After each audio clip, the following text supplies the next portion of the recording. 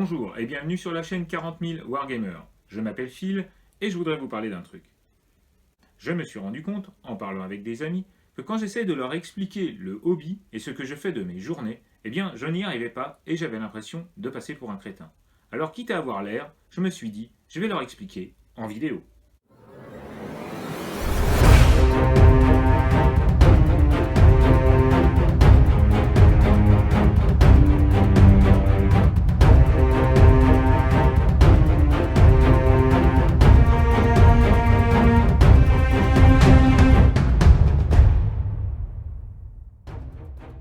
Bonjour et bienvenue dans cette série de vidéos où nous allons vous faire découvrir pas à pas le jeu Warhammer 40 000. C'est quoi Warhammer 40 000 ? Qu'est-ce que c'est que ce truc ? Warhammer 40 000 est un jeu de figurines. Un jeu qui se situe entre Risk, les échecs et StarCraft. Oui, un jeu de petits soldats. Warhammer 40 000 est né en Angleterre en 1987, créé par la société Games Workshop. Ce jeu est basé sur l'univers cyberpunk ou grimdark de la mouvance SF des années 80. C'est une mouvance qu'on peut retrouver dans Star Wars, Alien ou Blade Runner. Pour bien comprendre ce jeu, il faut aussi prendre en compte son côté incarnation et jeu de rôle. On joue au petit soldat, certes, mais on incarne le général et on joue avec des règles. On raconte une histoire et pas n'importe comment. Bref, c'est un jeu pour les grands enfants. Warhammer 40 000 se joue donc avec des figurines, des petits soldats, qui représentent vos troupes. Le tout sur un champ de bataille. La table de jeu est généralement une surface de jeu équivalente à une table de salon. Oui, parce qu'à nos âges, on joue plus par terre, on peut plus. Nos petits soldats se déplacent, tirent et combattent, et pour cela, on mesure les distances avec un mètre ruban ou des réglettes graduées en pouces. Et oui, c'est un jeu anglais, et donc la métrique est en pouces. Bien souvent, par anachronisme, on parle aussi de pas.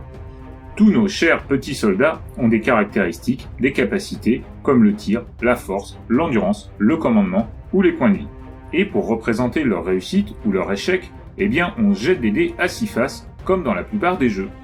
Par exemple, quand ma figurine de soldat de l'espace veut tirer sur un méchant alien, je mesure la portée, avec mon mètre en pouces, je tire en lançant mon dé. Si je fais le score qui m'est imposé par les règles, je touche mon adversaire. Et dans ce cas, mon adversaire va devoir lancer lui aussi un dé à 6 faces pour savoir si sa figurine est tuée. Bon, bien sûr, ce n'est là qu'un court résumé de la base du jeu. Une fois que j'ai bougé, tiré, combattu, ou même lancé mes sorts pour toutes les unités de mon armée, c'est à mon adversaire de jouer à son tour. Dans une partie, il y a 5 rounds où on joue chacun son tour. Mais en fait, Warhammer 40 000 est bien plus qu'un jeu. C'est un loisir gratifiant et passionnant qui vous permet de collectionner et de peindre des armées de figurines citadelles et de jouer sur des champs de bataille miniatures.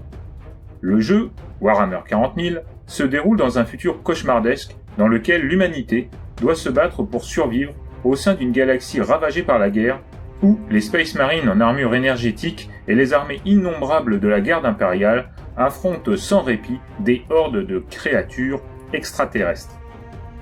Vous incarnez ainsi le commandant d'une armée futuriste composée d'escouades d'infanterie, de puissants véhicules de combat, de grands héros et même d'énormes monstres extraterrestres.